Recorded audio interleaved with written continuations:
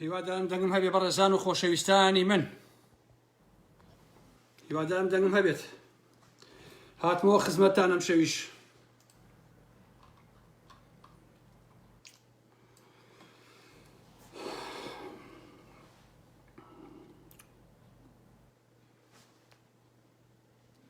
سڵاوی خواتان لێبێ بەڕێزان، میوانە بەڕێزەکان.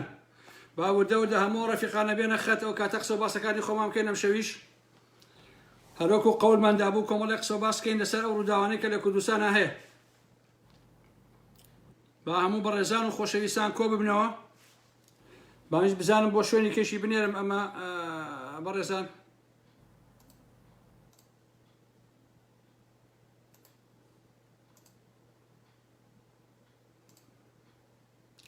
هەمووتان بەخێر بێن خۆشەویستان و عەزیزانی من، سەرچاوەکانم هاتن. بەخێر بێن.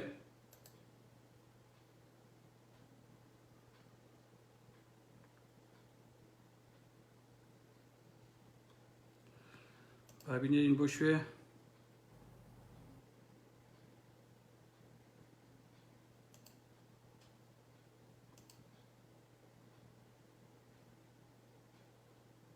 یاڵا کێشە نییە چێ سەبابەت بەڕێزان خۆیان دوایی لە هەموو شوێنەکانەوە شێریەکەن پڵنگیەکە نەچێکن کێشە نییە. بەخێر بێن دووبارە. عەزیزان سەرەتا بەیانێکتان بۆ خوێنمەوە هینی کۆمەڵێک لە هاوڕێیانی خۆشەویستە لە کوردستان بە ناوی کۆنگرەی دەنگە ناڕازیەکان کە 9/12/2020 دەرکراوە لە هەرێمی کوردستان. ئێستا ئەوتان بۆ خوێنمەوە و ئەش بە ناو قسە و باسەکانی خۆمەوە. هاوڵاتیانی ئازیز و گەنجانی دڵگەرمی کوردستان، لە چەند ڕۆژی ڕابردوودا گەنجان و چین و توێژەکانی هەرێم دژی نادادی و بردننی خێروبێری هەرێم ڕژاونەتە سەر شەقامەکان و دەسەڵاتیش دەیەوێ بە زەبر و زەنگ سەرکوتی بکە. لە تازەترین لێدوانی نابەرپرسانەدا لەبری ئەوەی حکوومەت بە دەنگەوە هاتنی جدی بۆ خواستەکانی خۆپیشاندەران هەبێ کەچی شڵەژاوانە دەیەوێت لە ڕێزی دوژمنانی ئەم هەرێمە ئەژمارمان بکە. لە کاتێکا دوژمنی ڕاستەقینەی ئەم هەرێمە و ناپاک بەخوێنی شەهیدان ئەوانن کە بە ناوی ڕێکەوتنی 50 ساڵەوە نیشتیمان و گەلەکەمانیان کردووەتە بارمتەی دەوڵەتانی ئیقلیمی و خەڵکیان برسی کردووە. ئەوانن کە بە ڕۆژی ڕووناک خەریکی قاچاقچێتین لە مەرزەکان. ئەوانن ساڵانێکە دیواری دێگەڵیان دروست کردووە. بە پێویستی ئەزانین هەموو لایەکمان وریا و بە ئاگابین لە پیلانی گروپە خاوەن بەرژەوەندیەکانی ناو دەسەڵات تا نەهێڵین ببنە سێبەر لە ناو ڕیزەکانی خۆپیشاندەراندا، چون ئەوانە لە ڕێگای دنەدان و دروستکردنی تند و تیژی و پشێویەوە دەیانەوێ ئەم تەسفی حساباتی خۆیان لەگەڵ یەکتر بکەن، هەم ڕوخساری جوان و ئامانجە پیرۆزەکانی خۆپیشاندەران بشێوێنن و جارێکی تر خەڵک لە خۆپیشاندان و خەباتی مەدەنی هیوا بڕاو بکەن. بۆ شکست پێهێنانی ئەم پیلانە دزێوەی دەسەڵات پێویستە ئەم خاڵانە بە هەندوەربگرین. یەک، ڕێخستن و گواستنەوەی ناڕەزاییەکان بۆ سەرجەم شار و شارۆچکەکان بە تایبەت هەولێر و دوهۆک و بەشداریکردنی چین و توێژەکان و دروستکردنی ئەنجومەنی ناوچە جیاوازەکان. دوو، ماندوو نەبوون و کۆڵنەدان و بەردەوامیدان بە خۆپیشاندانەکان و چالاکی جەماوەری جۆرا و جۆر تا ئەو کاتەی سەربەرزانە بەدەستی خۆمان مافەکانمان دەسەبەرەکەین. سێ، ناڕەزایی و خۆپیشاندانی ناتوند و تیژ دەرفەتی بەشداری بۆ خەڵکێکی زیاتر و فراوان بوون بەردەوامبوونی دەڕەخسێنێ. خۆ بە دوورگرتنمان لە زیانگەیاندن بە مڕچی گشتی یەکگرتووی ڕیزەکانی خەڵکی ناڕازی تۆکمەترەکە و دەمان خاتە سەر ڕێچکەی سەرکەوتن. چوار، داوا لە هەموو هێز و گروپ و خەڵکانی ناڕازی لەم دەسەڵاتاکەین وردە کێشە و جیاوازیەکان لەم قۆناغە هەستیارەدا بەلاوە بخەن و شان بەشانی یەکتر کار بۆ بەدەستهێنانی داوا و ڕەواکانی گەلەکەمان بکەن. پێنج، ئامانجی خۆپیشاندەران کۆتایی هێنانە بەدەسەڵاتی بنەماڵەیە و ئەم حکوومەتە شکست خواردووە و پێکهێنانی حکوومەتێکە لە خەڵکانی سەربەخۆ و شارەزا. پاش ساڵانێ لەدان بەخۆداگرتن بەرامبەر زوڵمی نەبراوەی دەسەڵات وا پش و درێژی خەڵک کۆتایی دێت و خەریکە ئاسۆی قۆناغێکی نوێ دەرەکەوێ.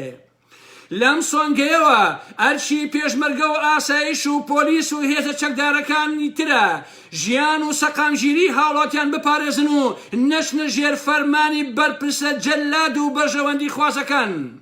بە دڵنیاییەوە هەر کەس دەستی بە خوێنی هاوڵاتیان سوور بێ لە بەرپرسیارەتی ڕزگاری نابێت. لە وەڵامی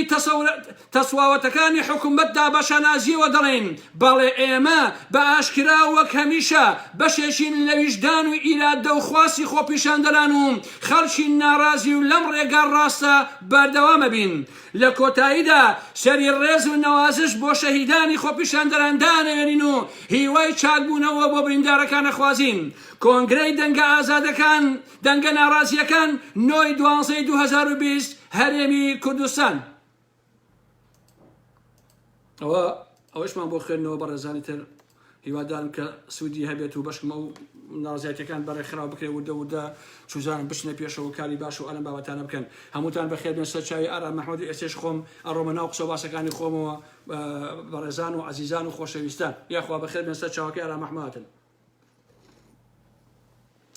پاشانش ئەگەر کەسانێک هەواڵ و شتیان پێبوو من لە خزمەتیان ئەم تەلەفۆنەکە ئامادەیە ئەتوان تەلەفۆنم بۆ بکەن. گوێندان ناخوا بە ئارام مەحمەد، گوێنەکانتان نایخوا کاکە 30 ساڵە گوێن بە ئارام مەحمەد بەخوا لە دوایە هەموو کورد بە ئارام مەحمەد بۆ شارەزایتە. ئەوە ئەیبین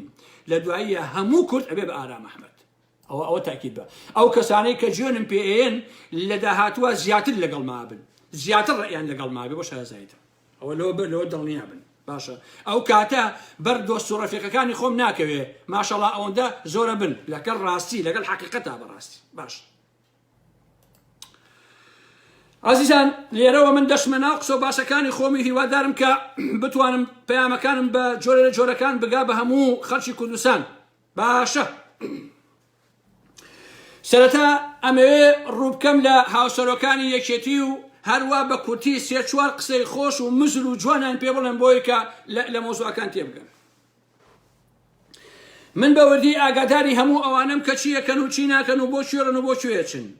من داوا لە هەردوو هاوسەرۆکی ژەکەم کە ئەم دەورە دابەشکردنە بەڕاستی کۆتایی پێبێنن. لە ئەوری شێخ جەنگی نزیکەی 8 ڕۆژێکە لە بەخایەوە پێم وایە ئەمڕۆ گەڕاوەتەوە وەکو خەبەرم هەبێ. لەم لایشەوە پاڤێڵ و قوبا تاڵەبانی هەرچی شڕەخۆر و چەکدار هەیە بەریان داوەتە گیانی خەڵکی کوردستان، بەریان داوەتە گیانی گەنجان و لاوانی ئەو وڵاتە کە هاتوون داوای مافەکانی خۆیانەکەن. ئەم جۆرە لە دەورە دابەشکردن بەڕاستی زۆر نامەنتەقیە و زۆر نامەعقولە. ئەمەوێ ڕێک و پێک بە ئێوە بڵێم ئەوەی کە ئەمڕۆ لە کوردستانە بە مانای کەلیمە لەو دەڤەرەیە کە ناڕەزایەتیەکان بە تەواوەتی فراوان و گەورە بووە و ئەوانەی کە شەق لە خەڵک هەڵەدەن کە تەقە لە گەنجانی ئەم وڵاتی خۆمانەکەن کە ئەیان کوژن و برینداریانەکەن و ئەیان ڕفێندن سەر لەبەریان پیاوەکانی پاڤێڵ و قوبا تاڵەبانیە خۆشەویستان. و پاڤێڵ و قوبا تاڵەبانی مەسئولی یەکەمن لەو هەموو تەعدایی کە لە خەڵک ئەکرێ و لەو لەسەر کورتکردنی ناڕەزایەتیەکان کە ئەوانە هەر بە شوێن پارە و بەژەوەندیەکانی خۆیانەوەن. ئەمانە لەسەر ئەمانە بەردەوام بن. ئەوە پێویستە کە ئەو لە ئەمریکا و ئەمیان لە بەریتانیا دادگایان لێ بگرین و بیاندین بە دادگا وەک سەرکوتکەر و وەکو بکوژی گەنجانی خەڵکی کوردستان لە مێژوان ناوزەدەیان بکەین وەکو ئەوانەی کە تا ئەنشکیان سوور بێ بە خوێنی خەڵکی کوردستان. دایکێک 20 ساڵ 15 ساڵ 25 ساڵ مناڵەکەی پەروەردەکە زانکۆ تەواوەکان نانی نییە بیخوا مافێشی ڕەوای خۆیەتی بێتە سەر شەقام. تۆ بە هیچ جۆرێ بۆت نییە تەقەیدەکەی، بۆت نییە بیکوژی. قەترەیە خوێنی گەنجێکی کوردستان هەرچی حیزب و بارەگا و مەڵبەند و تەڕەماش و تەڕەساز ئەهێنێ لە واقعە. بەڵێ ئاگاشم لە شیلاتزەیە هەر دوێنێ شەو ناومان برد ئەمڕۆ هاتنە سەر شەقامەکان لە شیلاتزێ. بەداخەوە بنەماڵەی بازانی هەموو ئەنتەرنێتەکانی ڕاگرتووە. من قسەم لەگەڵ هەندێک برادر لە شیلاتزێ کرد لە زاخۆ خەڵک بە هەمان شکڵ بەتەمایە بێتە سەر شەقامەکان و هاوارکەن و ئەبێ حکمی بنەماڵە لە کوردستانە بنەماڵی گەورە و بچووک پایەماڵ بکرێ وێران کرێ و دەبەڕاستی بێ ئاسەوارە نەمێنێ. بۆیە لێرەوە داوا لە هاوسەرۆکانی یەکێتیەکەم پێویستە دەست بەجێ ئەم بەربەریەتە بوەسێنن و واز لە کوشتنی مناڵ و گەنجانی ئەو ناوچەیە بهێنن و بەسە بۆ ئەوەی ئەوەندەی ترکە دەستەکان و پەنجەکانتان بە خوێنی لاوانی کورد سوور نەبێ چونکە مێژوو ڕەحمتان پێ ناکە وە لێتان نابورێ بڕۆن مێژوو بخوێنەوە ئەگەر خوێنەواریتان هەیە تەواوی دیکتاتۆرەکانی دنیا لە مێژووە ئەوانەی کە تا لووتیان بە خوێنی خەڵک سوور بووە دوجار چۆن باجەکەیان داوە وە چۆن گەڕ و گول بوون وە چۆن سەروەت و سامان و چەکدارەکانیشان فریان نەکەوتون کاتێک قەزافی ئەکەوێتە بە شەقی مناڵانی لیبیا خاوەنی 220 دانە ملیار ئیرۆ ئەبێ لە بانکەکانی ئەوروپا جگە لە سەد و سامانەکانی تر جگە لەو هەموو چەکدار و حیمایە و چەک بەدەسەی کە هەیبوو بەڵام بینیتان چۆن بوو بەژێر دەست و پێی خەڵکەوە وە چیان بەسەرهێنا حیزبی باعث شای ئێران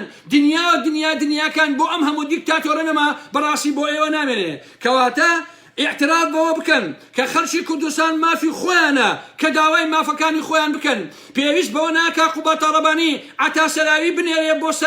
سەرا و بۆ شارەزور و بۆ سێسایەق تاوەکو گەنجانی سێسایەق شەهید بکە تاوەکو 10 و 15 بیان فڕێنێ و بچێ فەلاقیان بکە بەڕاستی ئەوانە ڕۆژێ دەڕۆژان ئەدرێن بە دادگا وە خەڵک بەڕاستی لەوانە خۆش نابێ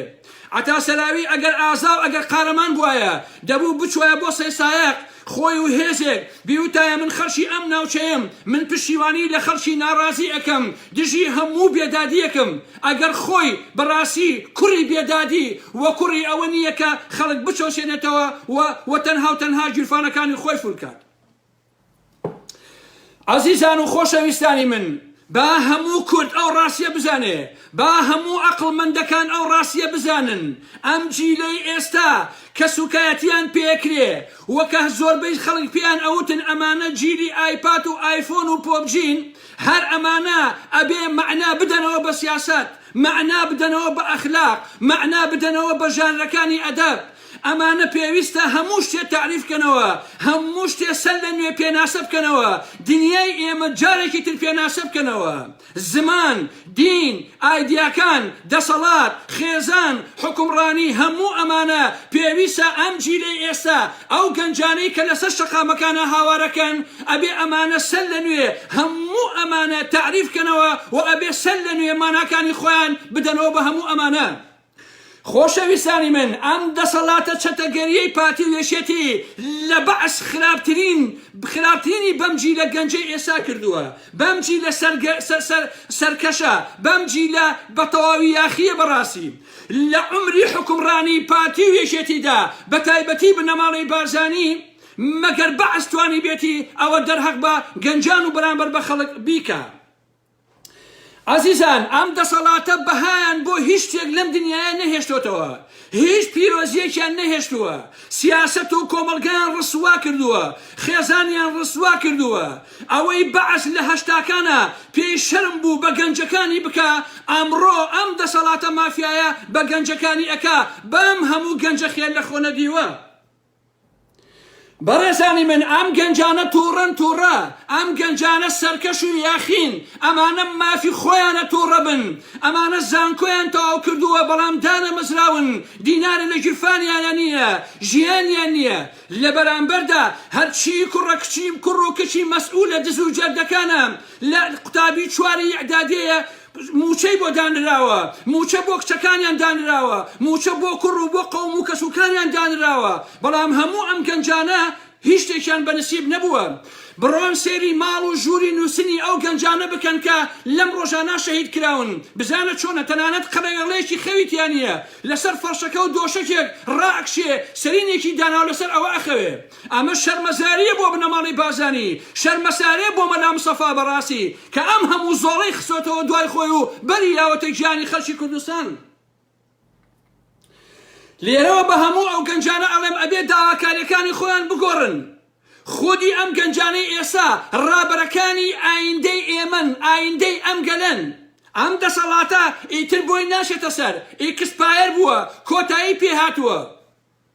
ئەمانە کۆمەڵگا ژیان ئەوەی هەیە و نییە بەمانای کەلیمە ڕسوایان کردووە هەر مناڵێ هەر پیاوێ هەر ژنێ لە کوردستانە ئەم حەقایقانە ئەزانەی خۆشەویستان ئەم دەسەڵاتە هێندە قێزەون بووە هێندە بێزراو بووە هێندە ناشرین بووە لە هەرچیەوە سەیرەکەی بۆ گەناوی لێ هەڵەسێ هەر ئاوا بیگوشە چڵکاوی لێ ئەچۆڕێ بەڕاستی باشە بنەماڵەی بارزانانی چونکە خۆیان شەرمەزار و چونکە خۆیان خائین و ڕسوان ئەیانەوێ کۆی کۆمەلگاوەکو خۆیان لێ بکەن کە ئەمە محالە بەڕاستی بڕۆ سەیریان کەن لە ئێرانەوە لە فرۆشەکان ئەهێنن بە بەرچاوی گەنجانی کوردستانەوە لە یەک ساڵە ئەبن بە خاوەنی ملیۆنەها دۆلار ئەبن بە خاوەنی جوانترین سارەی 200,000 دۆلاری بڕۆ سەیری کەن هەرچی ڕاقیسە و بەڕەڵایە ئێستا لە باشووری کوردستانە بڕیاری سیاسیان بەدەستە خۆشەویستان باشە ئێستا بڕیاری سیاسی لای ئەوانە ئێوە خۆتان بڵێن لە کوێی دنیا هەیە سۆزانی بکرێتە بەرپرسی وڵاتێ سۆزانی بەرپرس بێ لە وڵاتێکە سۆزانی میدیاکار بێ بڕۆن سێری تیڤیەکانی بنەماڵەی بارزانی و پارتی بکەن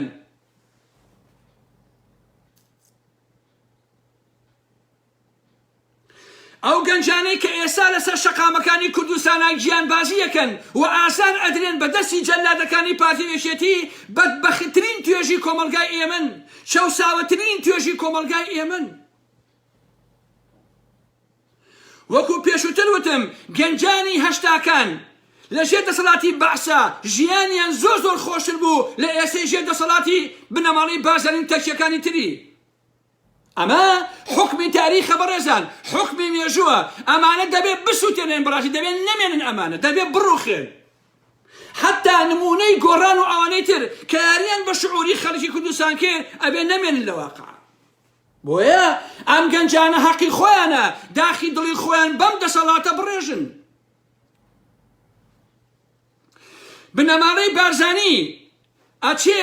لە ئەمریکا ممەسیلی پۆرنۆ ئەهێنێ نێچیرەڤان بارزانی بەشانازیەوە ئەچێ وێنەی لەگەڵاگرێ و بڵاوی ئەکاتەوە چونکە خۆیان بێڕەوشتن ئارەزوی بێڕەوشتیش ئەکەن لە حەقیقەتە ئەیانەوێ سەرلەبەری کۆمەلگا وەکو خۆیان بێڕەوشکن بڕۆن بزان وایەوە نییە هەرچی پارەی ئەم وڵاتەیە هەمویان هێنا بۆ ئەوروپا و تاڵانیان کرد بەشێکی زۆریشیان لێدا بە هەرچی لۆتی و پۆتی و کچە عەرەب و فارس و سۆزانی و هەموو ئەمانە گەنجانێکیش کێتە شەقامەکانان بێکارن بێنانن بێماڵن بێژیان بێگوزەرانن مەجبورە ئیتر هاوارکە بەڕاستی تۆ پێخۆ سەر ئەم بینە قاقایان خەیکن ئەخنچێن کابرایەتە سەر شەقام و ئاوات لێ ئەکا بۆیە سەر ڕای هەموو ئەمانە لێرەوە بە هەموو ئەو گەنجانە ئەڵێم داواتان لێ یەکەم وەتکاتان لێ یەکەم مەچن بەلای هیچ دائیرەیەکی خزمەتگوزاریە وەکو شارەوانی وەکو زانکۆکان وەکو نەخۆشخانەکان وەکو کارەبا حتا وەکو پۆلیسیش بەڕاستی لە جیاتی ئەمانە بڕۆن کۆمپانیا و مقڕەکانی حیزبەکان بسووتێنن پارتی یەکێتی گۆڕان کۆمەڵ یەکگرتو هەموویان تەختکەن هیچ قیمەتێکیان نییە بەڕاستی ئاسایشەکان بسووتێنن بڕۆن کۆمپانیای قەیوان بسووتێنن خۆشەویستان کۆمپانیای کار بسووتێنن بڕۆن دەیان کۆمپانیا هەیەکە سەرجەمی سامانەکەی هی ئێوە و دزیوانە بڕۆن ئەوانە بسووتێنن بڕۆن یەخە بە کۆمپانیای قەیوان بگرن لە هەر شوێنێکە بارەگای هەیە هۆڵی هەیە بڕۆن ئاگری تێبەردەن و بیکەن بە خۆراشی ئاگر بیکەن بە سووتوو بەڕاستی ئەوە ئەسڵی مۆزوعەکەیە ئەو هەموو کۆمپانیا هەڵتۆقیوە کە لەسەر حسابی ئێوە دەوڵەمەند بوون و حسابی خۆیان نازانن بڕۆن ئەوانە بسووتێنن ئەوانە تەختکەن بەڕاستی بڕۆن ئاسایشەکانیان بسووتێنن کە کۆمەڵێ تەپەدۆری تیا دانیشتووە هیچ ئیش و کارێکیان نییە تەنها دیفاع لە کۆمەڵێ چەتا ئەکا بۆ گیرفانی خۆی مەیان هێڵن کوردستان پێویستی بە بارەگای حیزب نییە پێویستی بەمە نییە تۆ پارە بۆ ئەمانە سەرف بکەی ئەو هەموو پارەی کە بۆ بارەگاکانی سەرفەکەی سەرفیکە بۆ گەنجان سەرفیکە بۆ شەقامەکان بۆ کۆڵانەکان بۆ پارکەکان بۆ ژیانی خەڵک بۆ ئەوانەی سەرفکە ئەمە چییە لە پێنجێنە یەکێکی یەکگرتو یەکێ کۆمەڵ یەکێ یەکێتی یەکێ پارتی یەکێ گۆڕان ئەمە چییە پێنج بەقە لە پێنجێنە یعنی چییە ئێوە ئیشتان چێ لەیە کاکە ئەم هەموو زەبڵە چێ داتان ناوە لە پێنجێن هەروە ناڵپارێ سەیسایە کە لە هەڵەبجە کە لا نازام داروبەر یەکی دە مەقەتان داناوە بۆچیتانە ئەمە ئیشتان چێ بەم هەموو بارەگا و مەقەڕە زەحمە نەبێ ها بۆچیتانە حتا من داوا لە هەموو گەنجانەکەم ئەگەر ئەزانن شەریکەیەک کۆمپانیایەک خەتی ئەنتەرنێتەکان دائەخا ویان ئەچێ هێواشێک کاتەوە یەکسەرە کۆ ببنەوە شەو بڕۆن بورجەکەنە بسووتێنن ئەوە باشین ڕێگا چارەیە بچن ئەو بورجانە بسووتێنن کە خەتی ئەنتەرنێت داخن بۆ دەسەڵات بۆ ئەوەی ئێوە دەستان بە یەکتر یا هاوارتان بە دنیا نەگات بەڵام وەکو وتم تکاتان لێ یەکەم تکای دۆستانە بەڕێوەبەرایەتیە خزمەت گوزاریەکان بپارێزن عەزیزان ئەمانە مورچی خۆتانن مورچی پارتی وێچێتی و کەس نییە مورچی ئێوەیە ئەمانە بڕۆن مقەڕەکەی کۆسە بسووتێنن باشە بڕۆن بە کۆسە ڕەسوو بڵێ بڵێ زەحمەت نەبێ تۆ لە 96ەوە هەولێرە بەجێهێشتووە خۆت و هێزەکەت تەنانەت ناتوان بە سەفەر بڕۆنەوە بۆ هەولێریش لەم لایشەوە خەڵکانێگەیە گلەییەکە لەوەی وەڵا کاکە لە هەولێر ناڕزایەتی دەرنابڕێ پێوان ناکرێ وەلەو هەر ئەکرێ لەوێژەوە دڵنیا بن لەوە باشە بەڵام کۆسەت و دوولیواکەی شەهامەتیان ئەوان نی لە دێگرا بڕۆن بەو دیوە ئەوەی ئەبێ خەڵکیش ئەتەسێ بەڕاستی کەوتێ ئەم جەبانانە ئەبینێت بۆیە ئەم خەڵکە تووڕێیە بەڕاستی حەقی خۆیانە لە تیڤیەکانی پارتیەوە خۆشەویستان هەرچی و پەرچی هەیە بنکەیان داناوە گەران خستووە باشە من یەک دنیا ڕێزم بۆ هەر هەمووتانەیە کە ئێستا گوێتان لە منە خۆشەویستان سەری ڕێستان بۆ دائەنەوێنم بۆیە ئەم قسەیش ئەکەم ڕووی دەمم لە ئێوە نەبێ بەڵام ئەوە حەقیقەتە ئەم بنەماڵەی بازانی و پارتیە حیزیەتیان کردووە بە شانازی کاری سۆزانیان کردووە بە شانازی هەرچی سۆزانی ئەو وڵاتە هەیە قوتابی قوتابخانەکەی مەلام سەفایە هەر هەمووی ئەوانە دروستیانەکەن باشە ڕێک بنەماڵەی بازانی و پارتی کارگەی دروستکردن و خوڵقاندنی سۆزانیە لە شاشەی تیڤیەکانەوە بەڕاستی بڕۆن بەدەیان لە چیرۆکی تەمسیلی و لە نازانم فڵانە فیسارەکانی تورکیا لە تورکیا قەدەغەیە پارتی ئەهێنێ ئەیکا بە کوردی دەرخواردی خێزانەکانی کوردی ئەدا بۆ ئەوەی کە هەموو کوردۆک و خۆیان بێ ئەخلاقکەن بەڕاستی بۆیە ئەم گەنجانە تووڕن کە ئەمانە ئەسووتێنن بەڵام وەکوتم نابێ ماڵی خۆتان بسووتێنن ئەو جێگانەی باسم کرد نابێ بیسووتێن ئەبێ بیپارێزن بە گیان و بە ژیانی خۆتان باشە کاکۆسەت بڕۆ بەلایە قسەی لەگەڵاکەن بە پارەی سلێمانی کۆمپانیا و خەسەخانە ئەقارات لە هەولێر ئەکاتەوە خۆشەویستان باشە لەوێشە خەڵکی هەولێر ئەڕوتێنێتەوە دەرمانی ئیکسپایرە هێنێ بۆ کوردستان بڕۆن ببینن کە پۆل لە پیاوان و لە ژنان نابینە ئەبوون بە دەرزی ئیکسپایری کۆسەت و جەماعەتەکەی ئەمڕۆ نێشی لەو هینتان بینی مەسوول بازانی چەندە زەلیل بوو چەندە ڕسوا بوو چەندە چۆکی دادا بوو بەڕاستی ئەم دەسەڵاتە هێزی پێنەماوە خۆشەویستان 30 ساڵ بڕی کردووە ئیتی هێزی پێنەماوە ئەم جارە ئەم دەسەڵاتە مەحکومە بە گۆڕان ئەم دەسەڵاتە ئەبێ بگۆڕێ بەڕاستی ئەبێت لە بنەڕەتەوە بگۆڕێ ئەم دەسەڵاتە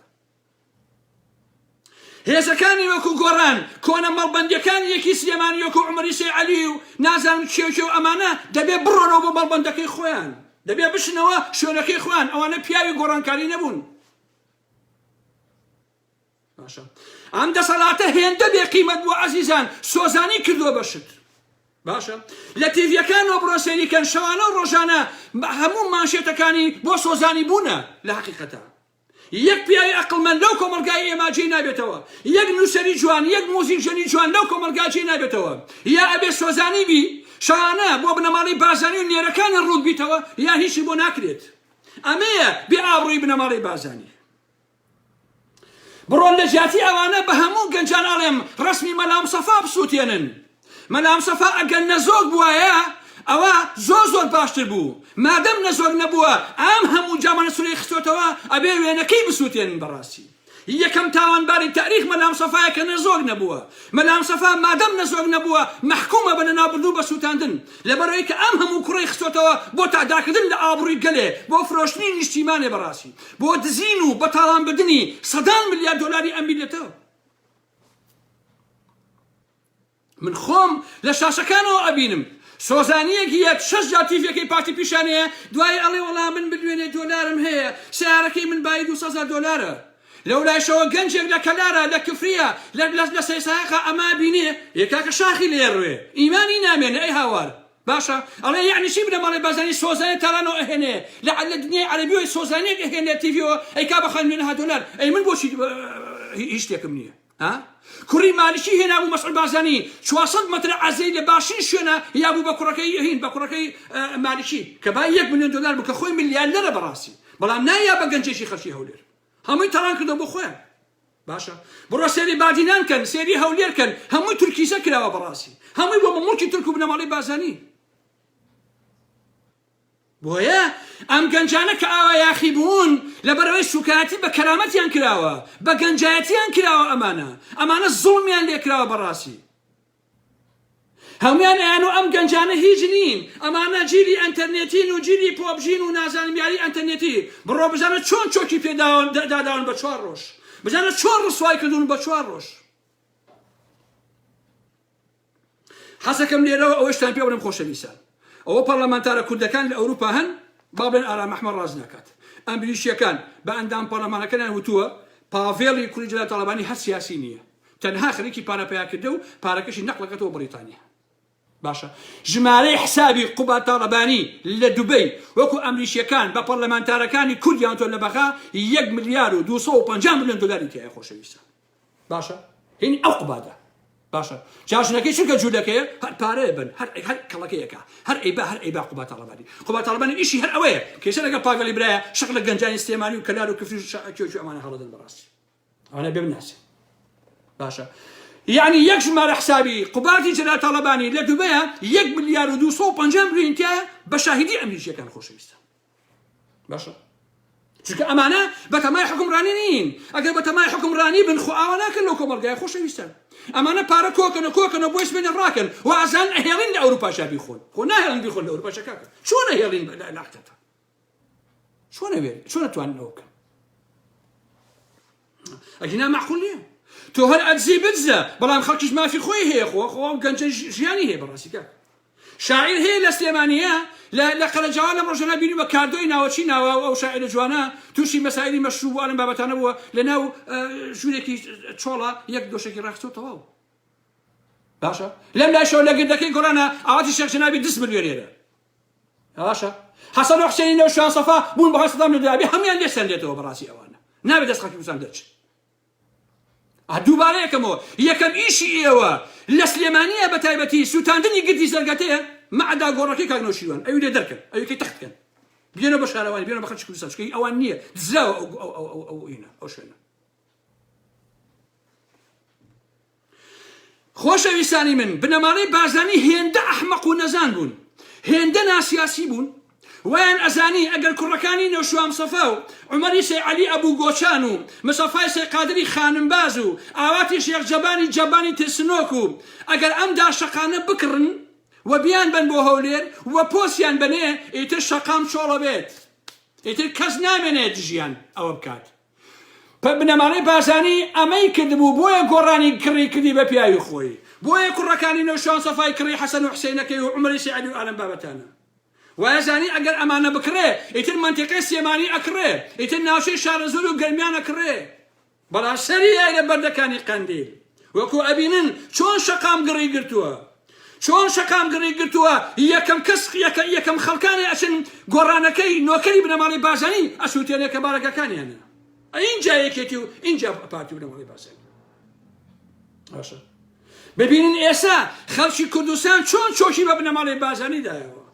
ئەمڕۆ بۆ یەکەم جار ڕەحمم تلیسایەوە مەسوول زۆر گوناح بوو کە بینیم زەلیل بێچارە چی بکەین و پشنداوە لە بەغا بکەن و ئەی تۆ چیت کەمت زیوە بڕۆ پارەکان بێنەرەوە بێرە بە خەڵکی کوردستان 10 ملیارت زیوە خۆت مانسووری برات مەسرور فڵان تەڕەماش هەر لە هێلکە ئەجووقێنە بن بە ملیۆنێر بەدزی و بەتاڵانی نایخوا ئەمە عزیزان بنەماڵەی بازانی لەو ڕاستیە تێگەیشتووە کە ئەمریکا نەتەوە یەکگرتوەکان حتا بەریتانیا و فەڕەنسا ئیتر ئەمانەیان ناوێ ئیشیان بەمانە نەماوە خۆشەویستان ئەمانە لای ئەوانژ ڕسوا بوون بۆ ئەگەدایتن کەس شوێنیان ناکرد بۆیە ئەم دەسەڵاتە ئەبێ بڕوە ئەبێ لە کوردستانە گۆڕانکاری بنەڕەتی بکرێ ئەبێ ئەم سیستەمە چەتەگەریە کۆتایی پێبێ و سیستەمێکی مەدەنی و مۆدێرن کە خزمەتی خەڵکی کوردستان کە ئەبێ دابمەزێ بەڕاستی من سەر ڕای هەموو ئەم قسانەکە ئەیکەم کە ئێستا لەگەڵێوەم ڕقم لە هیچ کەسێکی پارتی بێکێتی نییە وەکو ڕق باشە بەڵام ڕقم لەو ئەقڵە چەتەگەرەیانە ڕقم لەو سیستەمە چەتەگەرەیە کە ئەوانە ئەیکەن بەڕاستی بۆ گیرفان بکرد بیخۆن لێرەوە سەر لە نوێ داوا لە هەموو گەنجانی ناڕازیەکەم داوا لەو گەنجە سەرکەش و ئازا و بجەوامێرانە ئەەکەم بە هیچ جۆرێ زەرەر نێن بە مورچی گشتی دایری شارەوانیەکان مەسووتێنن تاکو سبەینێ بزانین ئەمانە چیان زیوە و کردوانە بە ناوی خۆیانەوە بڕۆن ڕەشی بەلام سەفا بسووتێنن هەموو تاوانەکەم بەلام سەفایە مەچن بەلای مرچی گشتیە شارەوانیەکان خەسەخانەکان زانکۆکان پۆلیسخانەکان فلان و فیسارەکان ئەوانەی کە مرچی گشتین خۆتان بیپارێزن ئەگەر گەنجێک گوتی بە ئەمە بسووتێنین بڵێ نابێ ئەمە مرچی خۆمانە بەڕاستی بڕۆ بارەگاکانیان بسووتێنە کۆمپانیەکانیان بسووتێنە بڕۆ بۆ کۆمپانیای ئەمانەی کە هی سلێمانی هەیە بڕۆن ئەوانە بسووتێن بەڕاستی بڕۆن کۆمپانیەکانی قەیوان بسووتێن خۆشەویستان چی پارەیانە هەیە ئێوە دزیوانە بڕۆن بە شەق لیان سەرنەوە بڕۆن دووسێ براکە هەیە بێ قەیوان بڕێوە بە هەمیان بەنە بە شەق سەجادەکانە بڵێ زەحمەت نەبێ مرچی ئێمەتان بردو ئێوە ئەو پارەیە کە ئێوە هەتانە هەمووی ئێمەیە بڕۆن ئەوانە بسووتێن بەسەریانە ئەرەوەڵا واس بێن لە سانکۆکان و قوتابخانەکان و تەربیە و فلان فیسارەکان ئەوانە مرچی خۆتان لەوکە ئەوەیە ماڵی خۆتان بسووتێنن کەس ماڵی خۆی ناسووتێنێ ماڵی خۆتان مەسووتێنن ئەگەر کەسێکی ویستی ئەو کارەکە یەخەی پێ بگەم بڵێ بۆ نییە تۆ ئەمانە بسووتێنیت بڕۆ قەیوان بسووتێنە قەیوان قەسم کۆمپانیای قەیوانە خۆشەویستە باشە بڕۆن ئەوانە بکرد بچن ئەو چوار پێش برایە شێخ فاخیرە شێخ نازانم کێیە شێخ کێیە بڕۆن یەخەبانن جادەکان بێنە بە شەق بڵێ زەحمەت نەبێت چی پارە هەیە بێنەرەوە زەحمەت نەبێت ئەوە ئیشی ئێوەیە ئەوە شۆڕشە کەسیش دانەنیشێ باقمێ بخۆمە بەڕێزە ئەمیوارە برادێ تەلەفۆنی بۆ کردمەوەی کاگەران با ئێنێرژیەکە نەڕوا لایڤ هەیە وتم خەمەنەی 24 ساعتە تۆپ ئێنێرژیم بەڕاستی یعنی ئێنێرژیم لە قەتەوە نابێ ماڵتانەوە بێ لەنەوە یەک و من هاوارەکەم ئێنێرژی چی هەل لە خۆ ئێنێرژی فولە بن سێرم لێ بەڕاستی بەعەملی ئەو خۆیە ئەرەوەڵە عەزیزان هەندێک کەس ئەڵێن طبعا خەڵکی کوردستان تا ئێستا بەس بارەکەی سێ دەستیان خۆشە بارەکەەوە لەگەڵ ئەوانیم بەڵام هەندێک شیژەیە با پێدام بڵێن سەیکە سێری عەتاسەراییکە عەتاسەراوی یەکێتی کابرایشیان بینوێ بە سەلاجەیەکەوە ئەڵێ کاکەوە دزیەکەن خۆی وەرە کورە وەرە بمکوژن عەزیزان وەرە ئاپەتەکە نەمرم باشە کورە عەتاسەراوی تۆ هاتی بڵێن نەوە شوام سەفا على اساس ئەی گۆڕی خۆم تەلەفۆنم بۆ کردی خۆم لە پاڵتاکە مقابلەم کردی وتم ئێوە لە هەڵبژاردنەکان یەکێتیە تەزویرتان کرد وتی ئەرەوڵات تەزویرمان کردووە باڵی ئێمە خەتی گشتی ئەچون بە کاتێکی مۆبایل دەنگیانەدا بە ئێمە ئەمە قسەی خۆ بوو لە دوایە مامژەلات دووسێوە نەشۆشتیای تێ گەڕایتەوە بۆ لای یەکێتی باشە ئەگەر بەدبەختێکی داما و سەلاجەیەک ئەبا کورە ئێسەلانی پارتی یەکێتی ئێوە 30 ساڵە 300 ملیارد دۆلارتان بەس دزیوە ئێوە ماڵتان ئەوا بێ هەرچی عەرزە هەیە هەرچی شاخ هەیە هەرچی گرت هەیە هەمووتان دزیوە ئێوە جابا کابرایەکی بڕوا بکە یا قایم قامەکە هین وەڵا ئاڵتونەکان دزەوە دەستیان خۆش بێت دەستیان خۆش بێت بۆچی نەیدزن حەقی خۆیانە ئێوە دزیوتانە خەڵک لێتان لەسەنێتەوە خۆشێکی عەجیب نییە کاک عەتاسەرایی تۆ بە چێژیت ئەوە تێ هەیە هەر خەریکی مشەخۆری پارەیت ئەگەر لەسەر دزی وەڵڵا ئەگەر لەسەر دزی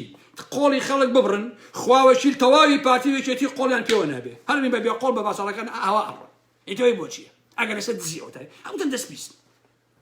باشە پاشان لە دنیایشە هەروایە لەم چەند ساڵەها لە بەریتانیا کۆمەڵێک کێشە ڕوویە هەمووتان لە بەریتانیا بینیتان خەڵکی بەریتانی پەلاماری فەردە پەتاتەیە هەر لە خۆیەوە هەر پەتاتەی خێڕی فەردەیە بکرە بە 4 ئیرۆ خۆشەویستە بەڵام لەو بەریتانیایە کابرای ئینگلیز قدەموچای دیارەکە ئینگلیزە پەلاماری فەردە پەتاتەیە ئینا بە شانێ بردووە بۆ ماڵەوە تەواو یەکێکی تێ چوتەنەکە ڕۆنێ بێت یەکی ئەڕۆی نازانم پیزایە دزی مارکێتەکان هێشکان خەڵک ئەی بە هەروایە ئێستا لە مۆڵەندایە بەیانی پاشا گەردانیەک بێ مارکێت بشکێ هەمووی ئەشە فەرهودیەکە کەس بەلایەن نەڕبێت خوا دەستکاری مەکەنەوە لای خەڵک ئەی بای خوا کاکەم هەروایە خۆمەی نییە براشین بە تایبەتی ماڵی ئێوەی دزیش ماڵی ئێوەی دز بۆ خواردنی خەڵکە بۆچینە حەقی خۆیانە ئەیلەوە بەیانی ماڵی کۆسەر ئەو گدە داجێگرۆ لێی سەرنەوە ماڵەکەشی دەیبێن بە خۆتان حەڵاڵتانە فتووە مەلا ئارام ئەحمەد تێگەیت فتووە لە ئارام ئەحمەد ببیسە ئەم فتووایم خۆش قبوڵیەتی دینیش قبوڵیەتی بەڕاستی باشە بە فتوای ئارام ئەحمەد ماڵی هەموو سەرانی پارتی یەکێتی مرچی ئێوەیە هەو حەڵاڵی ئێوەیە بیخۆن وەکو گەزۆ مازوو حەڵاڵە پێتان ئافێتان بێت چونکە هی خۆتانە ئەوان دزیویانە بەڕاستی ئەبوو مامزێ هەبوو سیروان مامز ئەوەیەک بەس خەریکی خانم بازێ لە هەولێرە ئەو سیروان مامزە چی هەیە دەرپێکوتەکەشی بەشەق لێسەر نهینی خۆتانە بەڕاستی ئەرەوەڵا ئەو مەسئول بازانیە بەیانی ئەم پشتەمەلێ ئاوا بگرن 4 شەق بۆن بەق نییە جامانە سوورەکەی لێ بسەن سەرەکە چڵەکەی دەرکەوێ مرچی خۆتانە بەڕاستی بڵێ بڕۆ مەسئول بازانی ئەرەوەڵا حەقی خۆتانە بێ ئەم لەوەولە ئەرەوەڵا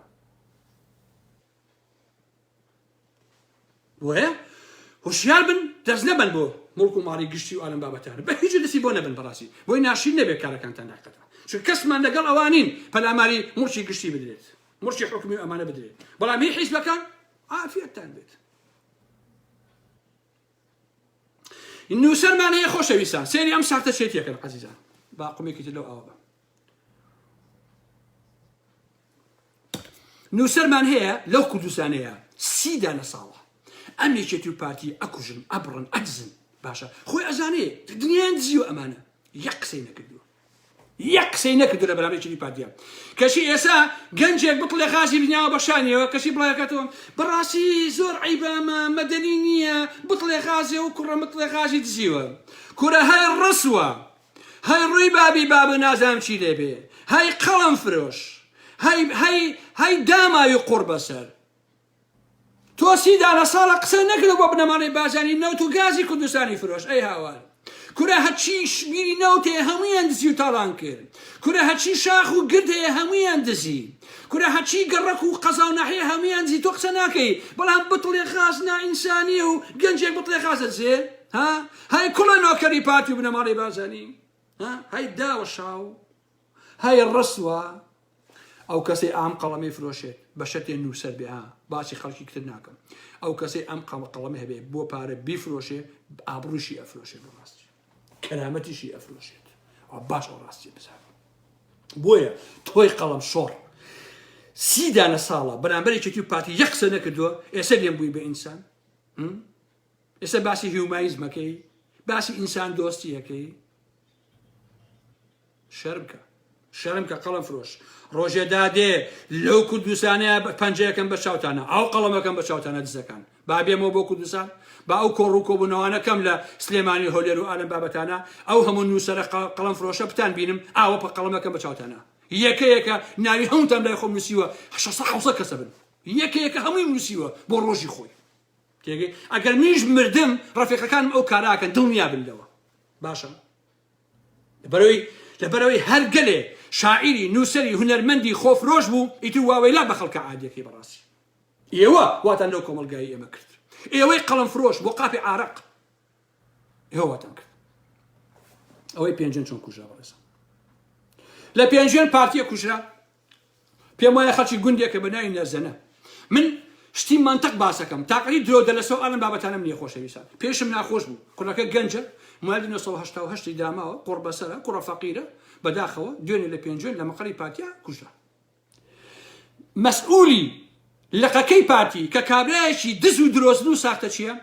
هەموو پێنجێن وتیبیان کاکە ژیان ئەم مەقەڕەت چۆڵکەن چاوەکەم تەواو ئەبێ چۆڵیکەن وتبووی هەتا بەسەر لاشەمان نەڕۆن من ئەم بارەگایە چۆڵ ناکەم بژی بارزانی و بژی پارتی ئاخر تخوا لە پێنجێنەوە خەڵگەڵێ بژی پارتی و بژی بارزانی عەزیزان هەر بە خۆتان ئەڵێم ئاخر پێنجێنی و پارتی ئاخر پێنجێنی خەڵکی هەر منتیقەی پێنجێن پارتیمان هەر نەبووە ئێمە پارتی چی شتی چی کاکە ئێمە هەر نەمان بووە بەڕاستی یەکێتی بووە دوایی کۆمەڵە بووە بەشێکی زۆری ئاڵای شۆڕش بووە بەڵام پارتیمان هەر نەبووە لە ناو پێنجێنە ئەسڵەکەی خۆماکە خۆم پێنجێنی ئەسڵم یەک ئایلەی پارتی هەبووە ئەویش ناوی ئایلەی مچەی ئەلەسوور بوو ئەوان نەبێ پارتیمان نەبووە بەڕاستی ئەویش هەموو کەس ئاسەیەکە وەکو دەعباوشت ئەنە خۆیان چۆن پارتی و کابرایە بەلایەن نووسێت بوو نێ پارتیمان نەبووە بەڕاستی ڕەنگە دەرەوەی لە گوندەکان هەبووێت ئەم کوڕە خەڵکی نەرزەنەیە لە بارەگاکەی پارتیە ڕاوەستاوە سەر ڕای ئەوەی کە خەڵک داوایان لێ کردووە ئەم مەسئولە شەڕەخۆرە بۆ ئەوی پارتی ببە بۆ هەولێر و سیارێکی باتی توی من بارەگا چۆڵ ناکەم بەسەر لاشەکەش با بڕۆن باشە اینجا کە خەڵک ئەم دایانەکە ئەیکەن بە تەق و تۆق کوڕەکەیش لەبەر دەرگاکە ئاوا ڕاوەستاوە من یە شوێنێکی و حارە سوئانە لێ ڕاوەستاوە یەک گولەی بەرکەوتۆ خۆشەویستان ئەم گولەیە لە پێشەوە بەری نەکەوتووە من قسەم لەگە بنەماڵەکەیان کرد قسەم لەگە بنەماڵەکەیان کرد خۆشەویستان ئەڵێ لە پێشەوە گولەی بەر نەکەوتووە پێ ئەچێ ڕەفیقەکانی لە دواوە شڵەژا بن لە ماڵەکە گولەیە دەرچووە لە پشتی لێ یاوە لە پێشەوە دەرچوو باشە یعنی بەدەستی خەڵکی پێنجێن بەڕاستی ئەو پێشمەرگەی پارتی نەکوژراوە بەڵکو بەدەستی پارتیەکان خۆیان کوژراوە کە گولەکە پێ ئەڵێ لێکۆڵینەوەکان ئەڵێن کە لە ناو کە ئەم لە دیوی دەرەوە ڕاوەستاوە منی ئەم شوێنە چی پێڵێن عەزیزان کە هەرەسێکی لێ ئەوەشێ لە بەدرگاکە و تەقەکەوانە ئەم لە پشتەوە تەقی لێکراوە جا بەدەستی ئەم خەست پیانە بە پارتی من نازانم شت لە ئارەیە هەبێ بەڵام پێ ئەچێ شڵەژابن کەسێک لە ناوەوە لە دەستی دەرچووە یەفشێگاتی لە پشتی لە پێشەوە دەرچووە چونکە ئەمە بیناکەیە لە دواوە تەقەومەقە نییە ئەگەر ئەو کوڕە بەدەستی خەڵک بکوژایە لە پێشەوە کوژرا چونکە لە دەرگاکە بوو بەڕاستی لە پێشەوە کوژرا ئەمە قسەی بنەماڵەکەیەتی کە بەدەستی پارتیەکان خۆیان بەداخەوە بە هەڵە کوژاوە لە دەستیان دەرچووە هیچ ئیلاقەی بەسەر خەڵکی پێنجێن و تەقە و پا ئەمان بابەتانەوە نییە ئەوەشی کارێن پەکەکەی تیا بووە ئەوەش درۆیە بەڕاستی ئەوەش ئەسڵ ئەساسی نییە ئەم قسەیە قسەی پارتی بنەماڵەی بازانیە لێەوە بۆ پافێڵ و بۆ قوبا تەڵەبانی هەتاوەکو بە خەڵک بڵێن کاکە ئەو مزەهەرانە ئێمە عیبمان نییە و باشی لەمە خەتای پەکەکەی و شوانە بابەتانە ئەمە ئەسڵ ئەساسی نییە هیچ عیلاقەی بەسەر پەکەکەیشەوە نییە و پەکەکەش لێ نەبووە بەڕاستی پەکەکە گومرشیان هەیە لە سەیران بن ئەچێتە خوارەوە تقریبا چارەکی 20 ئابە پێڕۆی لە سەیران بن اینجا گومرکیان لەوێیە ئیتا عیلاقەی نییە بەسەر ئەم شتانەوە ئەمە نایخوا لاقەتە بۆیە خەڵکی پێنجێن پەیوەندیم پێوە کردوون بە بنەماڵەی کوژاوەکەی پارتیەوە پەیوەندیم کردووە و پێیان وتوم کە ئەم گەنجە لە دواوە لێی دراوە لە دەستیان دەرچووە فیشک و بەرپشتی کەوتووە لە سوێ دەرچوو کوشتێ بەداخەوە دوو مناڵی بەدبەختیشی هەیە بەڕاستی من پێم ناخۆش بوو بەڵام بەداخەوە بەڕاستی بەڵام ئاخر ئەزیزەکەی من گەنجی جوان بە قوربانە بن پارتی تۆ لە بارگەی پارتیا چێکی باوکم بە ئەڵڵا لە دوایەوە یەکەوە کە جەبار فەرمان و ساڵار عەزیز ئەیانوت خەڵکی ناوەرن ببن بە هێزی تایبەت و لیوای تایبەت وەچون شەریعە ئیسلامیەکان نەکرد من جار بووە لە هەوارە بەرزەوە دیناریشی ئاسنم پێ نەبووە بە پێشم بۆ بازار لە هەوارە بەرزەوە نابووم بەیەکێتی نەبووم بە پارتی بتۆپم لە برسێژە نابن بەوانە لە حقیقەتە تۆ بۆ شەوی بە پارتی ئەڵێ وەڵا کاکە ژیان بێنانم و بێکارم و ئەلم بابەتانە و مناڵم هەیە خۆم تو کەسەک ناڵمانە بۆ کاک نەیچوون بۆ بین بە پارتی وێچێتی بۆ پارە نایکم من ناشمە بارەگاکە دابنیشم و شەڕەخۆری کەم بۆ پارتی بۆ یەکێتی و بۆ گۆڕان و ئالم بابەتان عیبە بڕۆن ئیشێکن خۆ پیاون کاک یعنی ئەم چەکە قۆڕە نەبێ ئەم پارەیە نەبێ بەڕاستی عیب هەرە بێت تۆ خەریکی ئەم چەکداری بی کاکە ها هەرە بێ خەریکی ئەمە بی بەعزیە ئەبی بەجاشی بۆ پارەش کاسبی ناکەن کۆمەڵگای ئێمە کۆمەڵگایکی بەرخۆرە بەرهەم ناهێنێ کاسبی ناکە بۆیە بەعزیە ئەبێ بەجاش بەیانی ئێران بێ بەجاش تورکیا ئەبێ بەجاش یەکێتی ئەبێ بەجاش پارتی ئەبێ بەجاش چونکە ئیشی بۆ ناکرێ ئیش ئەمێ مەسەلەکە خاڵێکی تر کە ماوە و دوای تەلەفۆنی وەرەگرم پەلەمەکەن تەحمل زۆر باشە بۆ ئینسان ئەرێ مامۆسایان ئێوە لەکوێ زەحمەت نەبێ ها ئەرێ پیاوە بەتەبەنەکان ژنەکان کوڕێک ئەمانە ئێوە لەکوێ زەحمەت نەبێ بۆچی ئەوەی لە دەرەوە ماوە هەر هەمی گەنجەکان و هەمی مناڵی 507 ساڵە ئێوە چیتان لێ هاو ها مامۆستایانی ناڕازی ئێوە لەکوێ زەحمەت نەبێ بۆ نانە دەرەوە ها بۆ نانە دەرەوە چیتان لێ ها زەحمەت نەبێ شنۆ بە مەڵە دانیشتن ئەی بۆ دەمتان گەرم بوو ئێمە مامۆستایان سەری نازانم چیەکەین و ئێمە بەڕاستی موچەمان ئەوێت و ئەبێ بمانەنێ ئەی ئێستا بۆ لە ماڵەوە دانیشتون ئێوە شەرم ناکەن ئەم هەموو گەنجە جوانە لە کوڕەکانتان لە ناو شەقامەکانە شەڕەکەن ئێوە لە ماڵەوە دانیشتون بەیانیش موچە وەربگیرێ ئێوە یەکەم کەس موچە وەربگرن خۆ زۆربەی ئەو گەنجانە موچە خۆر نین هیچیان ها زۆربەی هەر زۆری موچە خۆر نییە شەڕ بۆ ئێوە یەکەن ئێوە شەرم ناکەن بەڕاستی ئێستا وەختی ئەوەیە بێنە دەرەوە دیفاع لەو مناڵانە بکەن نەکس بینێ هەڤاڵ لێ بووە بەڕێزان هەڤاڵ ئەبوبەکر لای من کۆتایی هات لای خەڵکی سێبانی کۆتایی هەڤاڵ بکر ئەو بەسەر چوو بەڕاستی تەواو تازە هەڤاڵ ئەبوبەکر یەک زەربی ئاوا لە تاریخی خۆیە کۆتایی پێهات باشە قسەکانی چەند ساڵ بەر لە ئێسەی لەگەڵ ئێسەیە بڕۆزان چەند فەرقی هەیە پارە ئەویشی وا لێ کردووە ئەویش نیوە بەڵزی خانۆشتی کردووە هەر لە ئێسا ئاگام لێتی خەمتان نەبێت لە کاتی خۆیان باسەکە من پەرم نییە عەزیزان من ئەوە کیسەڵی خەریکی ئیشەکانم هەموویەتە بەردەسم لە کاتی خۆیانە وەکو مار پێوایانەوە وەکو هەژدیها بەڕاستی پێیانەوێ نا من پێم وانەیە زۆربیان بەشدار بن چونکە ئەوەی کە من ئەیبینم زۆربەی هەرە زۆری گەنجە بەڕاستی بەدەیان هەزار مامۆسایان چەسە شەقام پێویستە ئێستا بێنسە شەقام مامۆسایانی پیاوان مامۆسایانی ژنان هەموویان بێنسە شەقام بەڕاستی باژنان بێن خۆ ناتان خۆن یعنی بڕۆ سەری پەکەکە کاکە لە باکووری کوردستان لە ڕۆژئاوای کوردستان سەری پێ دەبکە سەریکە ژنان چ ڕۆڵێکیان هەیە ئەی ئێوە بۆچی ئازان ژنانی کوردستان ئەوانە خۆ کوڕی ئێوەن خۆ برای ئێوەن کە ئەکوژێن و برینارەکرێن و یەنە سەر شەقا ئێوە بۆ نایەن هەر بۆ مکیاژ ئازای لێو سوورکەی هەر بۆ ئاسای بەر ئاوێنێکم لێوانە سوورکرد بێ دەرەوە زۆر جوانی دیکۆر ئەی بۆ بۆ نیانە سەر شەقامەکان زەحمەت نەبێ بۆ نیان هاوار کرد خۆ با بڵێن چواژن ناتوان چواژنیش بکوژن بۆچی ئەو کارە ناکرد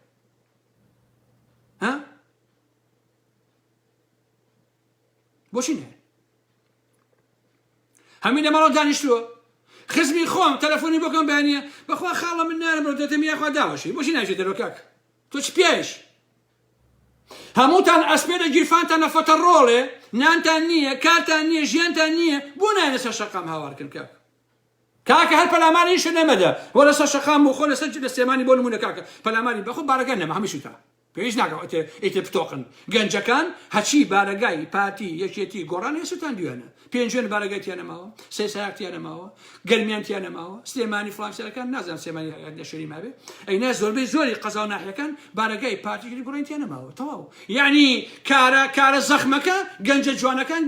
کردیان دەفەرمی ئەوە لەسەر شەقام کاکە ئێوە وەرن و پەلاماری چەکیشمێن ئێوە وەرن و هیچیش مەسووتێنن ئێوەش وەرن بەس لەسەر شەقامەکانە هاوارکەن بڵێن کوا مافەکانمان بڵێ ئەم حکومەتە بڕوخێ هەرە من نەبڵێ هیچی کەم وەڵێ کاکە تەواو پەلاماری هیچ مەسووتێنە مەشۆ سەر بارەگای پارتی یەکێتی گۆڕان هیچ کەسێکی مەچۆ کاکە دی زانە توانی بیکەی بۆ گەنجەکان بیکە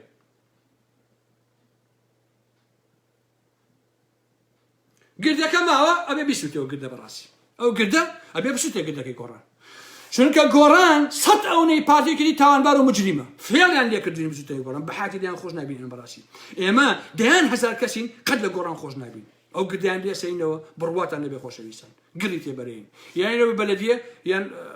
ئەین بە خەڵک هەر ڕێک دانیشین لەو سێمانە هاوارەکەن خەڵکینە کێ خانووی نییە وەرە شوقەن یا دروستکە بۆ خۆی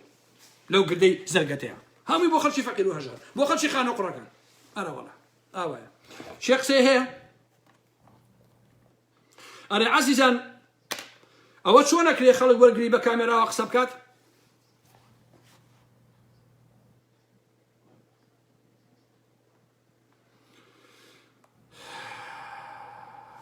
کاکە کاشی خۆم لە کوردستان و لە کوردستان عەزیزان لە فایبەرەکەوە بانەی بێتە مەسەلەی درۆکردن و ئەوانە 6712 تەلەفۆنم بواتووە لە فایبەرەکەوە 6712 ئەها خۆشەویستان بانە بێتە بێوەڵا ئارامە ئەحمەد فشەیە کات و ئارەم بابەتانەکەم تاقەتی فشەم نییە بەڕاستی ئەراوەڵا تاقەتی فشە و فیشاڵ ڕۆشتم نییە بنەماڵی بەدەی بە فیش فڕۆ فیشاڵکەم بەڵێ کاکە شەو باش گیان دەست خۆشتەوەەکە لێ دەکەم بەڕاستی کاگارم کارێکی زۆر جوانت کرد بەس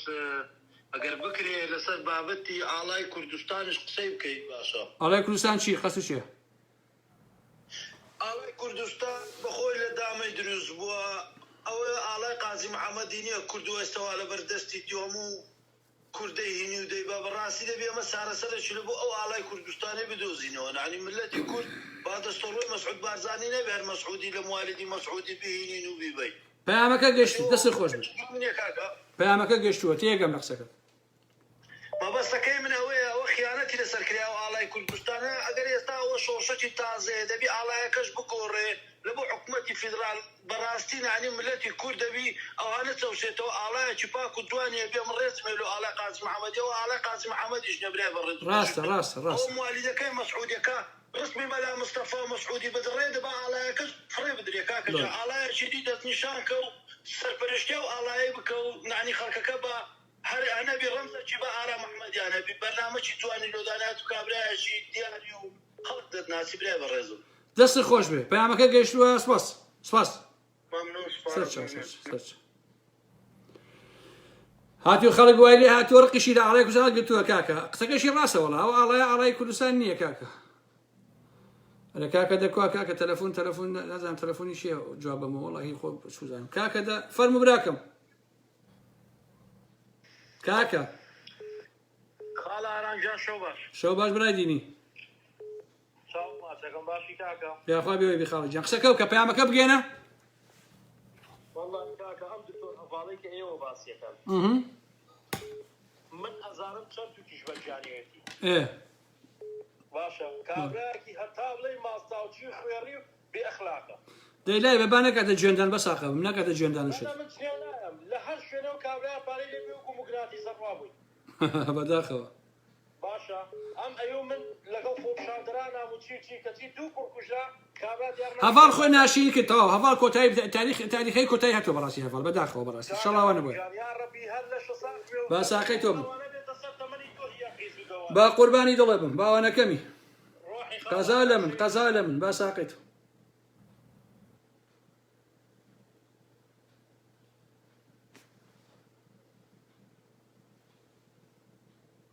دەکاکە پەلەمەکەن ئەی هاوار ئەی هاوار ئەی هاوار چۆن ئێمەتان کوشت کاکە گیان سەرچاوی من کاگارانجان ئەمی ژەمەوێت دوو پەیامی بنێرم فەرموو سەبارەت بە یەکێک تۆ وەکو لە لایڤەکە تا قساکەیت بەڵێ ئەمێ بە خەڵکی کوردستان بڵێیت ئەوانەی کە خۆپیشەندەرانەکەن هەموویان تەسویرکەن یەگەی بۆی دەموچاوی ئەو کوردانە کە تەقەت خەڵکەکەن و ئەو شانە بکرێتە بە چای خەڵکی تریش بەڵێ بەڵێ ئەوە زۆر زۆر گرنگە ڕاست دووەمیش ئەوە زۆر گرنگە ئەگەر لە دەمی تۆ بڵاوی کەیتەوە زۆر زۆر زۆر گرنگە بۆ پیشەندەران بەسەر چاو خۆشی یەک پەیامی تریش تۆ وەکو خۆخت کە خەڵک زۆر زۆرە ناسیت بەڵێ بۆچی داوا لەو مەسئولانە ناکەی بێنە سەر خەت بێنە سەر لایڤەکەت هەموویانیان خەمە نەبێت هەموویانیان بناویترەوە تاکید ئەزانی چۆن ئێستا من لایڤانەیە ئێستا من هەموو کات سەری لایڤەکەی جەنابتم کردووە لەم شوانەیە لایڤەکانم زۆر گەرم و گوڕە بە دنیاییەوە مەسئولەکان سەری لایڤەکە دەکەن هەموویانیان خەمە نەبێت ئاگیان لێ با قوربانی تۆ سپاس دەکەم ئەم بەڕێزە پێشنیارەکەی ئەوەیە ئەڵێ داوا لە هەموو خەڵکی ناڕازی ئەەکەم لە هەر شوێنەکەوە پێیان دەکرێت کامێرەیان پێەیە لە هەر جێگایەکە ئەوانەی کە شەق لە خەڵک هەڵێن ئازەکەدەن ڕسم و وێنیان بگرن بۆمان بەڕاستی زەرورە خۆشەویستان ئەگەر بتوان لە هەر شوێنەکەەوە بێ ڕسم و وێنیان بگرن زۆر باشە بێت بەڵێ کاکە ژیان سەر چاوی من وەساقە بوو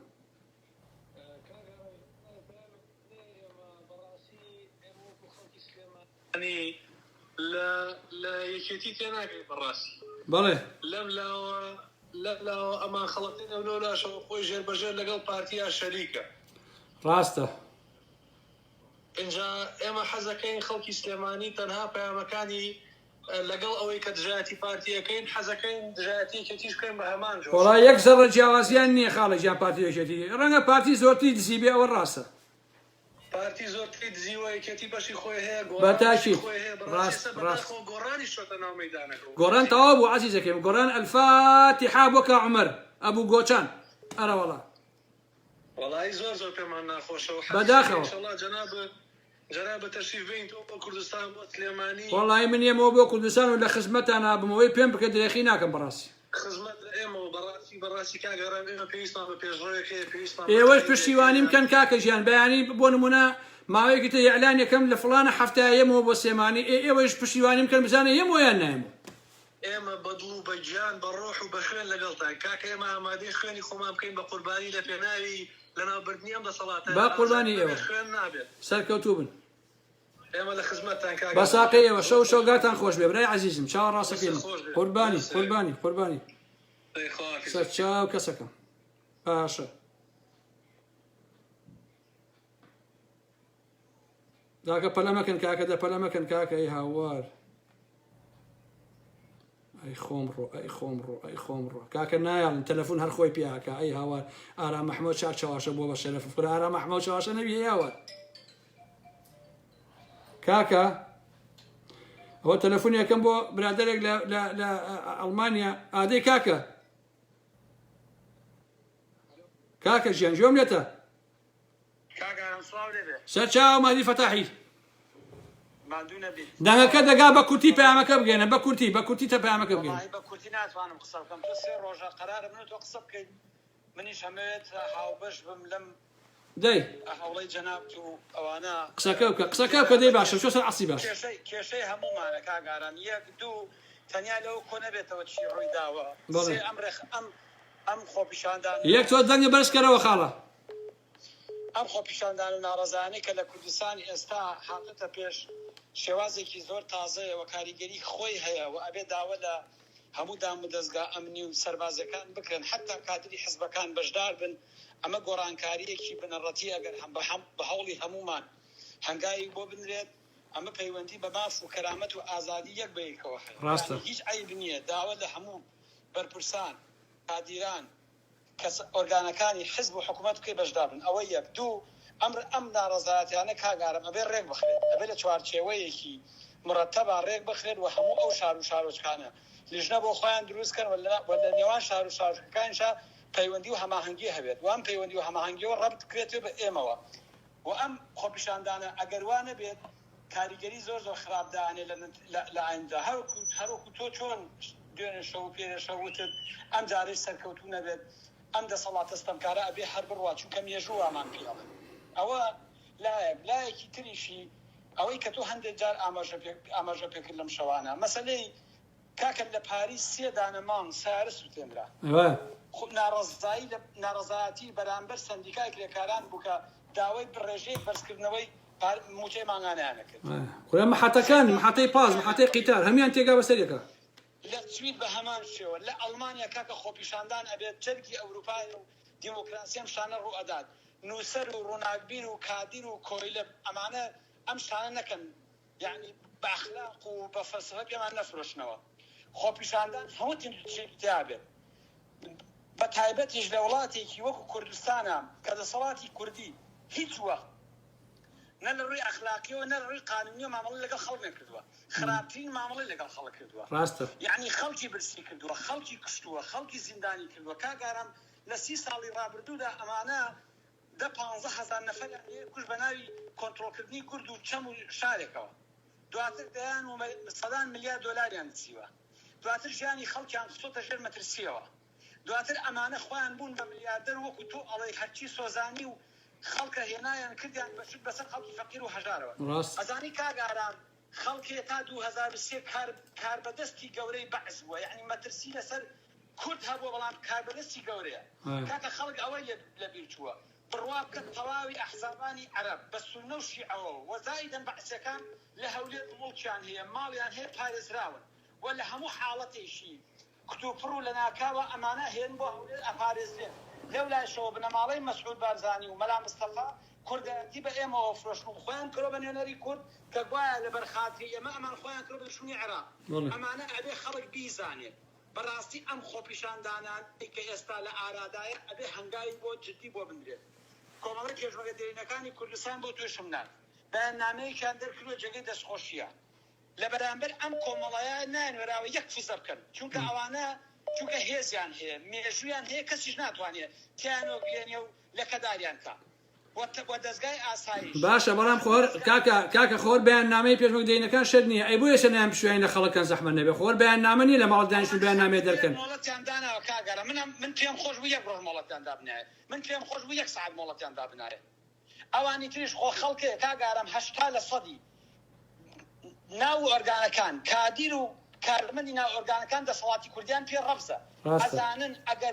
ئەگەر پیاویان بۆ نەکوژن ئەگەر کاریان بۆ نەکەن ئەگەر لە خزمەت بنەماڵە و ئەشخاصی بنەماڵانە بن نان نییە بیخۆن یعنی ئەوان سیستەمێکیان دروست کردووە 100 جار باسمان کردووە من و تۆ 15-20 ساڵە هاوارەکەین ئەمانە سیستەمێکیان دروستە لەسەر ئەساسی ڕەوابط نەماوە تۆ ڕەبتت لەگەڵ حزبێک شەخصێک دەسەڵاتدارێک لە هەرێمی کوردستانە چەندی هەبێت مافەدەونە پارێزراوە ئەم گەنجانەی کە ئێستا هاتوون جێگەی دڵخۆشیە بەڵام یەک مشکیلە هەیە ڕێک ناخرێت ئەبێ ڕێک بخرێت و خاوەنداری بکرێت بۆ ڕێبەرایەتی بکرێت ئەگەر هیچ نەبێ هەموو ڕۆژەبی کەن بە کەلتور سەعات 4-5 هەر سەعاتێک دایانێن شەقامەکان بگرن هیچ نەکەن بینی هەڵەبجە و سلێمانی بینی سلێمانی دوکان بینی کەلار و دەربەنی خان بینی ڕانیە و خەڵاتزێ بینی کۆیە و هەولێر بیگرن هیچ نەکەن هەر نێڵەوان تیا بژین حاڵەتێک دروستکە ناهێن بە چۆکە کاکە مەسرور بارزانی گاز و نەوتی هەموو بازیانە فرۆشێت خەڵکی بازیان بەس دووکەڵەچێ بەسەریانە کاگارم سەد ریپۆرتاژمان دیوە لەسەرەوە و ئەمەی کە ئێستا هاتێت پێشەوە کاکە ئەمە ئەرکی سەرشانی من و تۆیە و حەقی من و تۆیش قسەی لەسەر بکەین ئەمە حەقی هەموو کوردێکە خەڵک پێمان نەفرۆشێتەوە سەیری کە کاگارە من وەکو کوردێکی ڕۆژهەڵات لێرە هاوارم بۆ خەڵکی ڕۆژهەڵاتەوەیە یعنی ئەوان هەتاوەکو ئێستا لە بەرامبەر ئەم هەموو دەستدرێژەی پارتیەکێتی بەتابەت لە حتا یەک وشیان نەوتووە کەمترین کوردی ڕۆژهەڵات قسەی کردووە بەڵام یەک دانە کادیرێکی کۆیلەی بنەماڵەی بارزانی بە وەکالەتی مەسعود بارزانی شەقەخوات 100 نووسین دیوە ڕاستە یعنی خەڵکی ڕۆژهەڵات ئەگەدار بن تێوە نەگرێن بێلایەن بن وەڵاو نۆکەرایەتی بۆ بنەماڵەی بارزانی ئەزانین چۆنە کاگارم کوردێک لە بەغا ئیعدام بکرێت شەقیتی هەڵبرێت لە سلێمانی تێ لە تارەنە و کێ گوایە ئەگەر تۆ کوردێکی بەشەرەفی نەک کوردی بابە تۆ ئینسان بی مرۆڤ شایانی ئەوە نێتی هەڵبدرێت مرۆڤ شایانی ئەوە نێ بە حورمەتی پێ بکرێت مرۆڤ شایانی ئەوە نێ لە پێناو بەدەستهێنانی نانێکا گولە بنێ بە تەوقی سەریەوە خەڵکی کوردە بێت لەوە تێ بکات ئەوەی کە هاتۆتە پێشەوە ئەرکی سەرشانی یەک بەیەکە ئەمە گۆڕانکاریەکی بنەڕەتیە ئەمە واجبی مامۆستایانە مامۆستایانی ئاینیە کاک ئارام مامۆستایانی ئاینی ئەبێ هەوڕۆڵیان هەبێ ئەبێ داوا لە هەموو ئەحزابی کوردی بکەن بڵێن من باوەڕم بە دین نییە هەموو کەس دەزانێت باوەڕم بە هیچ دینێک نییە بەڵام ناکرێت یەکێتی و پارتی و حزبەکانی تریش بە قەستی بڕۆن قورئان لە مزگەوتەکان لە مەقەرەکانە دابنێن خۆیشان بیسووتێنن و بڵێن ئەوانە دژی دین و دژی ئیسلامن و ناکرێت ئەوانە کاک ئارام یەکێتی و پارتی کادیر و کۆیلەکانی خۆیان بخسێنە ناو ئەم خۆپیشاندانانەوە فەرمانگای گشتی و حکومیەکان بسووتێن یعنی ترازان دروستکەن لە نێوان خۆپیشاندانە یا ڕێی جیاواز دروستکەن یا بە شێوەیەک شێوەژیان بڵە بابە ئەمە دەنگی ناڕزایی نییە ئەم شەڕی ئەمانەیەکن بۆ خەڵکی بۆ حەقی خەڵک نییە ئەوە تا فەرمانگەیە کە سووتێنەکە مڵکی هەمومانە ئەم شەڕە بە کورت و مختصری شەڕی هەمومانە شەڕی پاراستنی کەرامەتی هەموویەتی شەڕی پاراستنی ئازادی هەموویەتی کاگارم ئەگەر کوردستانی عێراق یا باشووری کوردستان سەقاندی بە ئازادیتیا بێ یاسا و ڕێسا حکومی کاگە بۆ مەسعود بەرزانیش باشە بۆ برەماڵەکەیشی باشە بۆ ئەو کادرێش باشە شەقی خواردووە بۆ ئەو بنەماڵیش باشە کوکڕەکان کوژراوە ئەمە پەیوەندی بە هەمومانەوە هەیە کاکە مای تەلەفۆنمان زۆر لەگەڵایە بەس عەقەبم ئاگال لێ بێ یەک داوا بکە کاک ئەم خۆپیشانە بەڕێک بخرێت داوا بکە لە هەموو ئەوانەی کە خۆپیشاندانەکە لەو شارانە ئەنجومەنێک ڕێک بخەن پەیوەندی بە تۆ بکەن پەیوەندی بۆ خەڵکانم کە قسەیان ڕۆژانە بەرنامەیەک دیاری بکەن بۆ کوێ بڕۆن تووشمەکانیان چی بێ بەرنامەی ڕۆژیان ئەبێ دیداری بێ ئەبێ کەسێک فەرمانڕەوایی ئەم خۆپیشاندانانە بکات و ئەبێ کەسی ڕێبەراتی بکات من یەک نمونەی هێن بۆ کۆتایی بە قسەکان مێنم لە ساڵی 1979 دا ئینقلابێک کراوە لە ساڵی 2009 دووسێمان خۆپیشاندان کراوە لە کۆماری لە ئێرانە بڕوا بکە ئەوەی 2009 سەد ئەوەندە ئەوەی 79 بە زیندووتر و بەهێزتر و خەڵگەرم گورتر بوو بەڵام چونکەرەوەی 79 ڕێبەرایەتێکی کرا لایەنی ئەقلیمی نێودەوڵەتی پشتیوانیان کرد ئەوەی 2009 ئەم خاوەنداریەتی نەکرا ئەوەی 2009 فەشەلی هێنا تکای من ئەوەی بۆی فەشەل نهێنێ ئەبێ ئەم خۆپیشاندانە خاوەنداری بکرێت هەر کەس دێتە پێشەوە پشتیوانی ئەکات دژی پارتی دژی یەکێتی دژی ئەو دوو بنەماڵە ئەبێ دەستخۆشی لێ بکرێت جارێ ئەم حساب و کتابە لەگەڵ کەس بکەن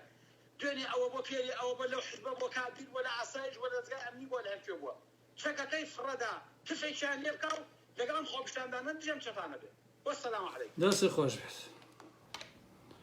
دەست خۆش من لێرەوە داوا لە یەکێتی نیشتیمانی یەکەم ئەو هێزانی کە هەیەی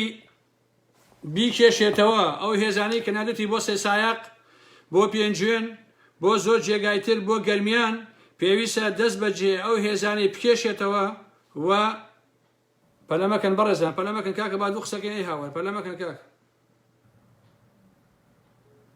کاکە ژیان سڵاو سەر چاوەکانی من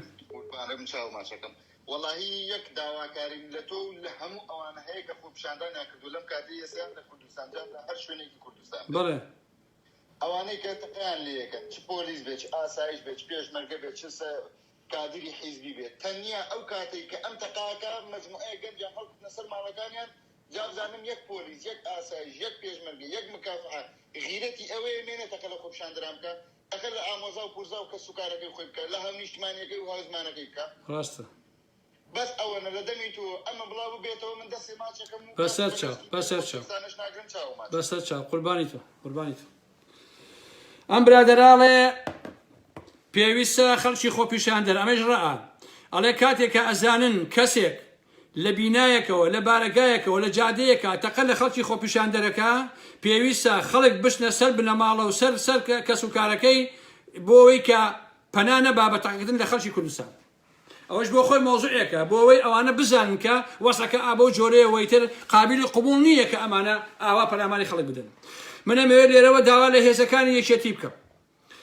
داوا لە هاوسەرۆکان و لەکێ بکەم داوا لە ئاسایشەکەی سلێمانی ئەمانە بکەم لە پێشمەرگە و هێزی هەفتا و نازانم چی لەم بابەتانە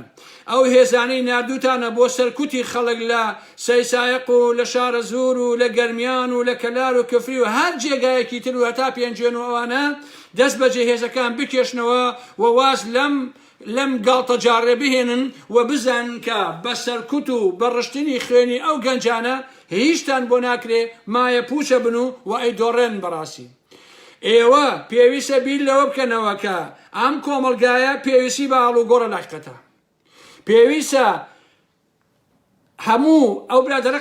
قسەکەی دروست و لاحقەتە پێویستە هەموو ئەو خەڵکە ناڕازیە بە بەرنامە بتوان کارەکانی خۆیان کەن داواکاری چی هەبێ ئەوە بێ بەڵام دوو شتەیە پێویستە ئێمە لە یەکتی جیا بکەینەوە عەزیزان و خۆشەویستان من وەکو خۆمەکو ئارام ئەحمەد بڕوام وایە ئەم دەسەڵاتە ئەبێ نەمێنێ ئەو کەسەی کە پێی وایە ئەم دەسەڵاتە چاکسازی تیاکرێ لە باشین حاڵەتدا دارشەقی بن هەنگڵی پارتی وێشێتی و گۆڕانە لەواقع ئەجینە ئەمە چاکسازی هەڵ ناگرێ ئەبێ خەڵک لە کوردستان داوای ڕووخاندنی ئەم سیستەمە چەتەگەریە بکە و داوای ڕووخاندنی حکوومەتەکەی مەسعود بارزانی بکە و داوا بکە سەر لە نوێ هەڵبژاردن بکرێ و حکوومەتێکی تر دروست بکرێ لە خەڵکانێک کە بەڕاستی ئەو خەڵکانە کوڕی پارتی وێکێتی و گۆڕان و قەشاشیەکان نەبن خەڵکی مەدەنی خەڵکی سکۆلار خەڵکی جدی خەڵکی بەشەرەف بەڕاستی خەڵکی ڕازگۆ لە حەقیقەتە تەواو تۆ ئەم سیستەمە ئەبێ لابێ ئەگەر نا ئەبێ نەمێنێ بەڕاستی عەزیزان من بڕوام وانییە بنەماڵەی بارزانی دەست هەڵگرن لە دیکتاتۆریەت